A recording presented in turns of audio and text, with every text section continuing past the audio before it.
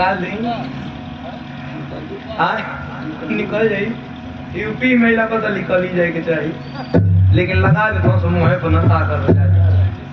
आवल जाए 4 लाइन भूखा बा देशभक्ति वीर कैसन होखेलन आवल जा मास्टर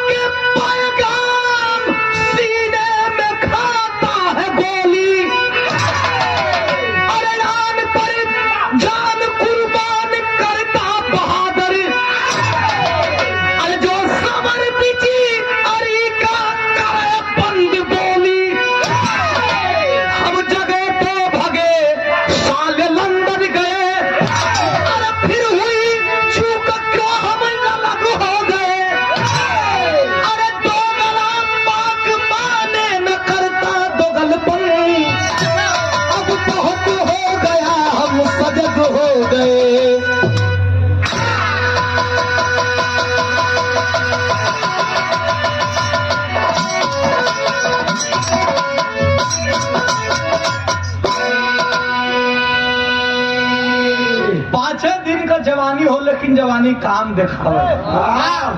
पीरन खातिन स्वर्गीय चंद्रिका गुरु का लाइन है कैसे मास्टर बिहार में भाव बा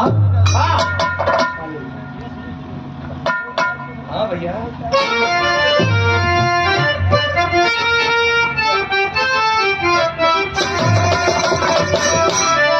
रवीना जी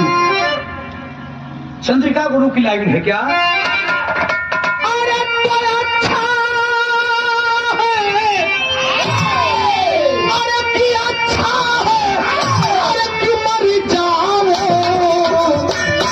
बेकारी के जीने से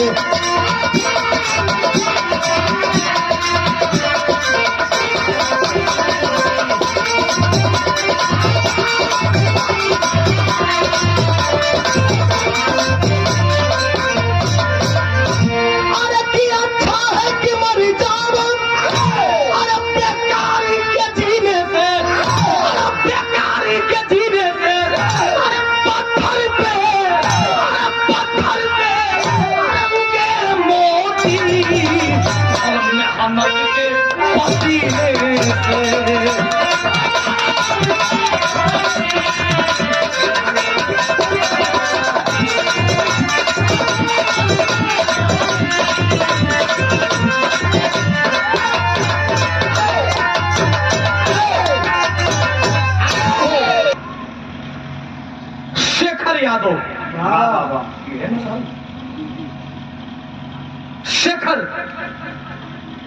शेखर का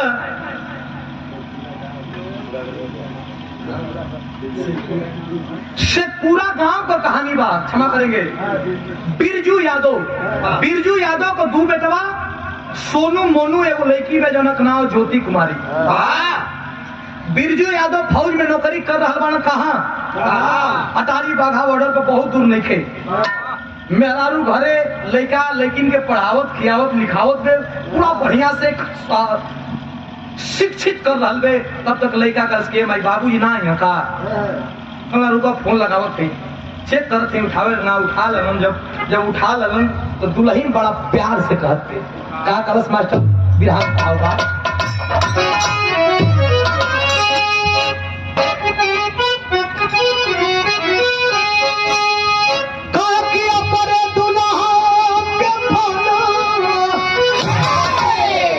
स्वर्गीय बुल्लू गुरु जी तरस के गाँव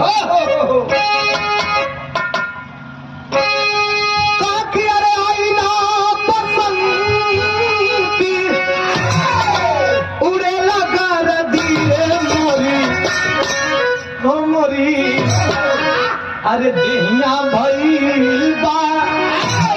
हो मोरी देहिया भइल बा रवीना अरे पियर हर दिए मोरी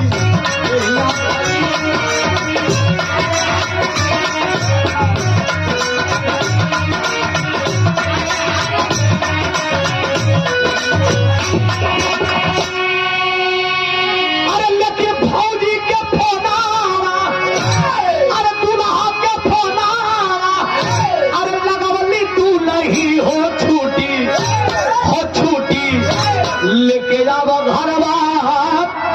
अरे बोलवली दूल्ही हो छुटी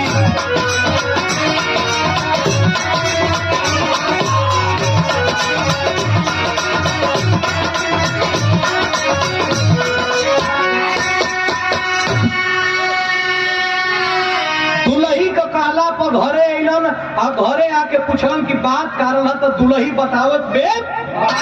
कि तोहार गवना भइले हमार गवना भइले 6 बरिस हो गई रहल लेकिन एको औलाद ना रहल। एक मझार पर मन्नत मंगले रहली जित्तू बाबा का मझार पर कि जाइब दर्शन करब हमार बच्चा बच्ची हो जाए तो आके दर्शन करब। एगो लइको हो गई एगो लइकियो हो गई 2 गो लइका हो गई एगो लइकियो हो गई दर्शन करैबा कि नहीं हम बिहान जाके दर्शन कराई। दर्शन करावे जात बड़ाने पंचो मेला में तनी भीड़ बा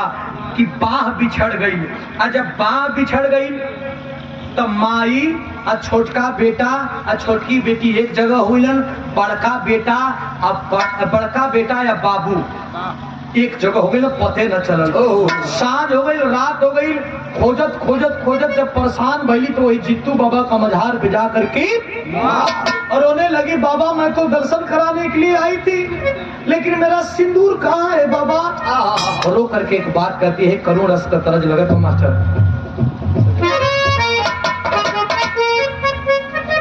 तरज के तनी बढ़िया रहो लेकिन तरज पर आवा और रोवत बे आचरा फैला के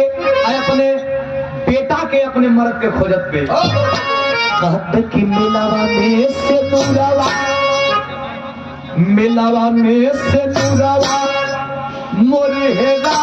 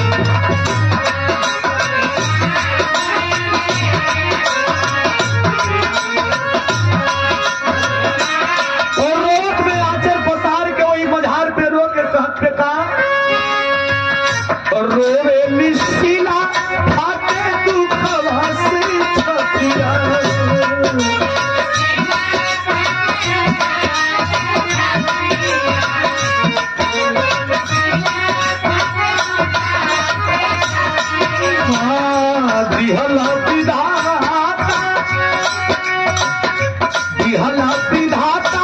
हमके कई संबितिया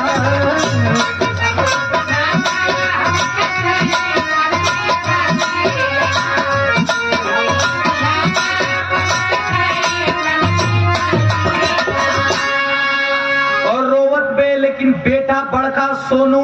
और फौजी बिरजू सिंह ना मिलन रोवत घरे आई। 5 दिन बीतल 10 दिन बीतल गांव भर का लोग कह दिला कि लगत है कहीं मार गई।